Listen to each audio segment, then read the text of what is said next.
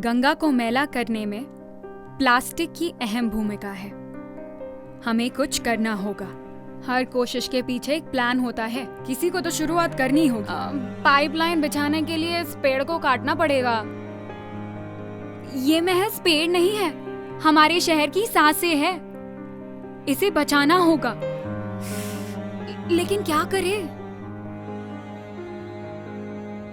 वाह, बहुत सुंदर। लड़कियों ने कर दिखाया। पेड़ पर मधुबनी पेंटिंग। कमाल कर दिया। कौन है ये गुमनाम कलाकार? शायद वो। मधुबनी सिर्फ पेंटिंग्स नहीं है, बल्कि एक अभियान है जिससे दुनिया बदली जा सकती है।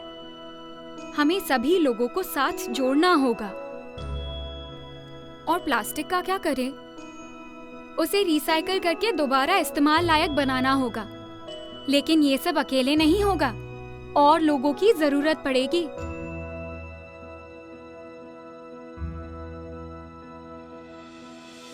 बनना चाहते हो बदलाव की सबसे बड़ी कंपनी जो महिलाओं को इंडिपेंडेंट बनाएगी? अब इको पैकेजिंग की है तो अपने आइडिया को दुनिया के सामने रखना होगा। कई बार जीतना जरूरी नहीं होता, इम्पैक्ट जरूरी होता है। उसके प्रभाव जरूरी होते हैं। इसी को इनोवेशन या रचनात्मकता कहते हैं। हमने कोशिश की है, और कोशिश करने वालों की कभी हार नहीं होती है। आप क्या सोच रहे हैं? आइए और जुड़िए हमारे साथ। प्रकृति का यही तो गोल्डन रूल है। नेकी कर दरिया में डाल 5 दिन का प्रोजेक्ट है। आप इसे 4-4 के ग्रुप में जाकर पूरा करेंगे। पहला दिन, क्षेत्र में जाकर शोध कीजिए। आप अपने आसपास के दुकानदारों से मिले और पूछे कि वो उनके उत्पादों की किस तरह पैकेजिंग करते हैं और क्यों। ये भी पूछे कि ज्यादातर उत्पाद प्लास्टिक में लिपटे हुए ही क्यों आते हैं। यदि पैकेजिंग प्लास्टिक की है तो वे उसे नष्ट कैसे करते हैं। इस काम के लिए लगने वाली पूंजी, इसके विकल्प, उनके प्रतियोगी आदि सब के बारे में विस्तार से पूछे। हर छोटी और बड़ी जानकारी का वीडियो बनाइए और तस्वीरें ले। दूसरा दिन, क्षेत्र में जाकर शोध करने का दूसरा चरण, पड़ोसी परिवारों के पास जाएं।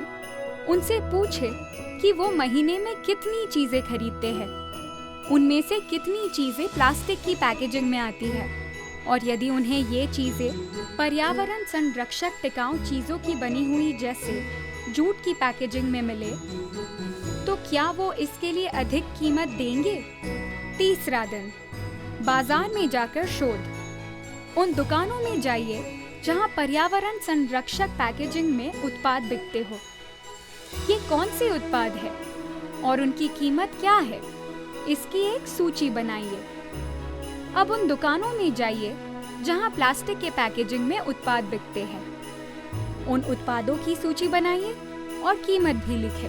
अब पर्यावरण संरक्षक टिकाऊ पैकेजिंग बनाने वाली अपने क्षेत्र की कंपनियों से मिलिए और उनसे इसकी पूरी प्रक्रिया जानिए। चौथा दिन, अपने दल के साथ बैठक कीजिए। अब एक साथ मिलकर पता लगाइए कि कचरे का आखिर होता क्या है। इसे कबाड़ वाले उठाते हैं? क्या इसके लिए कोई कंपनियां हैं? ये रिसाइकल होता है या नहीं? क्या इस कचरे को जलाया जा रहा है? हर जानकारी के नोट्स और तस्वीरें लें। इस आधार पर अपनी पैकेजिंग का प्रोटोटाइप बनाएं और इसका लोगो पर परीक्षण भी करें।